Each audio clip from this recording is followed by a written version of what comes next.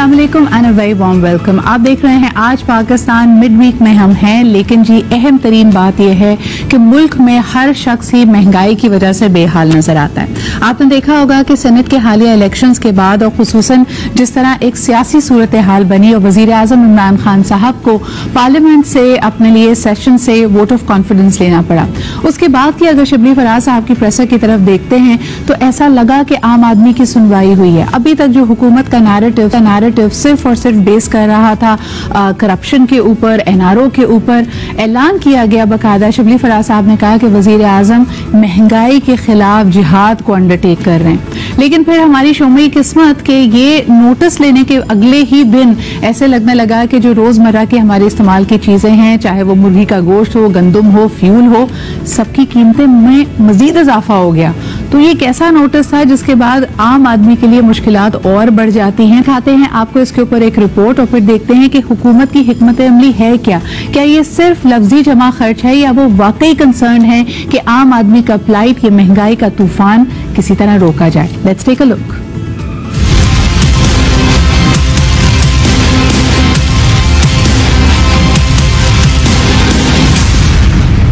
महंगाई महंगाई और महंगाई, हर मुंह से निकलती आहो बका, हर तरफ से आती ये दुहाई।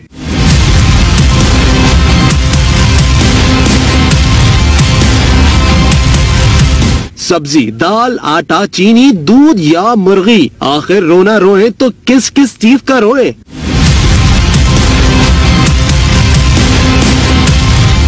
किसी को मुर्गी के दाम पूछकर गशी तारी हो रही है, दूध का भाव पूछकर मिजाज भी भाव खा रहा है। शहरी बढ़ती हुई महंगाई से चिड़चिड़ाहट का शिकार हो गए हैं। पाकिस्तान के सबसे बड़े शहर कराची में बड़ी और रिकॉर्ड तोड़ महंगाई। चक्की का आटा 75 रुपए और चीनी 100 रुपए किलो है। दूध 130 रुपए लीटर, 500 रुपए किलो फरोख्त होने वाली मुर्गी ने दिन में तारे दिखा दिए। महंगाई की सताई शहरी बिलबिला उठे। दुकानदार कहते हैं काफी अरसे से प्राइस लिस्ट नहीं आ रही, प्राइस कंट्रोल कमेटी आती नहीं, अगर आ भी जाए तो बस रस्मन। कीमतें पूछकर खाली हाथ घर लौटने वालों का कहना है ईमानदारी का ढंडोरा पीटने वाली ऐसी हुकूमत का क्या करना जहां पेट की आग बुझाना मुश्किल हो गई हो।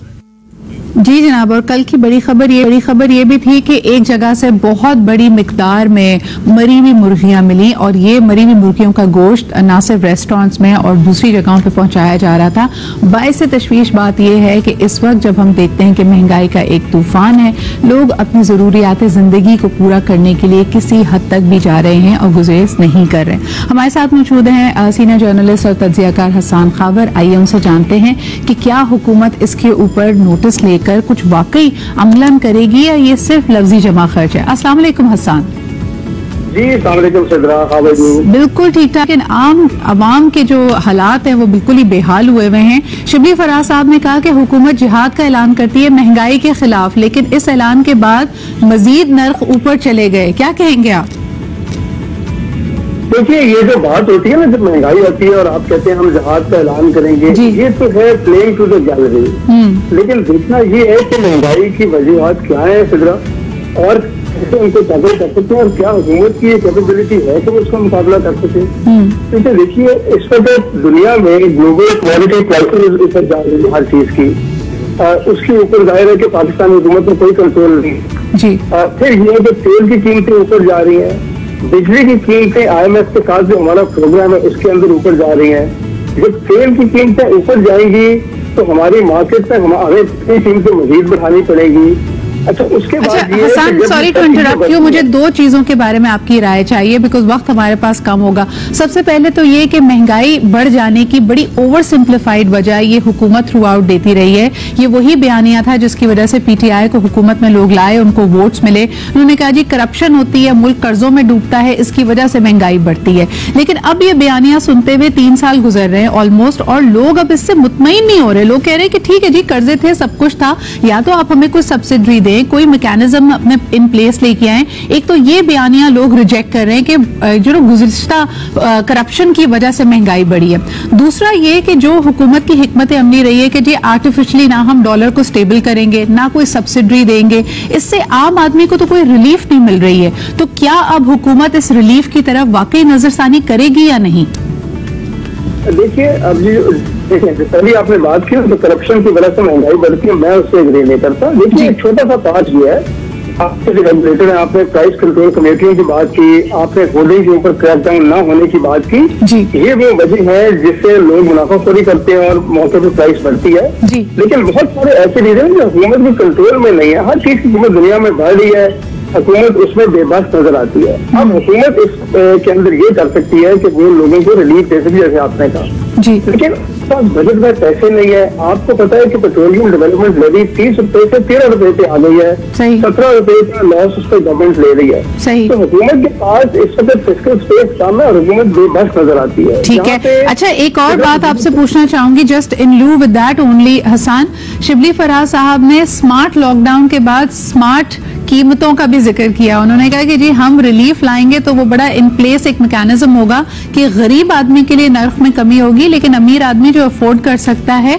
वो महंगी कीमत पे ही चीनी लेगा। ये कैसे हुकूमत अमली तौर पे कर पाएगी? देखिए, ये मेरा नहीं ख्याल कि आप हुकूमत कर सकते हैं। उसका सिर्फ एक ही तरीका दुनिया भर में कि आप उनको कोई टारगेट करके कोई स्मार्ट कार्ड दे दें और आप एक यूटिलिटी स्टोर के ऊपर वही करेगा जिसके पास एहसास प्रोग्राम या किसी और का कार्ड हो, वो तो मुझे होता नजर नहीं आता। अभी टारगेटिंग का सिर्फ ये तरीका है कि आप गरीब इलाकों में जहाँ लोगों को जरूरत है वहाँ यूटिलिटी स्टोर बना लें। अभी रमजान आ रहा है, रमजान बाजार लगा लें, लेकिन वहाँ पे भी आपको पता है कि मुतवसत तबके के और अमीर लोग भी जाकर शॉपिंग करते हैं, तो ये बहुत मुश्किल है। अच्छा, मुझे ये बताइएगा कि अवाम दोस्त जो फैसले किए हैं इस हुकूमत ने, गुज़िश्ता हुकूमतों की कोई भी स्कीम अगर होती थी आसान, तो कहीं ना कहीं कोई ना कोई तबका उनका हामी और बड़ा शुक्रगुजार नजर आता था कि चलें अच्छी बात है ये स्कीम लाई गई। मिसाल के तौर पर बेनजीर इनकम सपोर्ट प्रोग्राम, बहुत बड़े तबके को इससे फायदा हुआ और वो इससे खुश भी थे। फिर इसके अलावा हमने देखा कि नवाज शरीफ साहब की कई स्कीम्स, मेट्रो बस के बारे में बात करें, आज भी लोग उसकी तारीफ करते हैं। इस हुकूमत में भी एहसास प्रोग्राम, सेहत कार्ड, इसके अलावा घरों के लिए हाउस फाइनेंसिंग को प्रोवाइड किया है, लेकिन लोग खुश क्यों नहीं है इनसे? देखिए सिद्रा, लोग आम आदमी तब खुश होगा जो गरीब आदमी है इस मुल्क का। वो तो देखें इस वक्त घर नहीं बना रहा ना, उसको तो इस वक्त जरूरत है आटे की, चीनी की, घी की, बिजली की, पेट्रोल की। जब तक वो कीमतें नीचे नहीं आएंगी, आम आदमी को समझ नहीं आएगी कि उसके लिए कुछ हुआ है। सही। और तो ये एहसास कार्ड वाली आपकी बात ठीक है, एहसास की, हेल्थ कार्ड की, इससे जो लोगों को ये सहूलत मिली है वो बिल्कुल खुश है और ये बात खुल के हमें कहनी चाहिए। लेकिन महंगाई इस हुकूमत का एक सबसे बड़ा ऐसा मसला है कि जब तक उस पर काबू नहीं पाएंगे लोग कभी भी इस बात का एहसास उनको नहीं होगा कि हुकूमत को अच्छा काम एब्सोल्युटली। बहुत बहुत शुक्रिया हसन हमारे साथ मौजूद होने के लिए। सेहत का तमाम जो हुकूमत की स्ट्रैटेजीज रही हैं, पॉलिसीज रही हैं, इसके बेशक समरात आपको मीडियम टर्म या लॉन्ग टर्म में मिलेंगे, लेकिन इस वक्त आम आदमी का पेन क्या है, वो क्या सोच रहा है, आइए आपको दिखाते हैं उनके कॉमेंट्स और उसके बाद बढ़ते हैं एक ब्रेक की तरफ।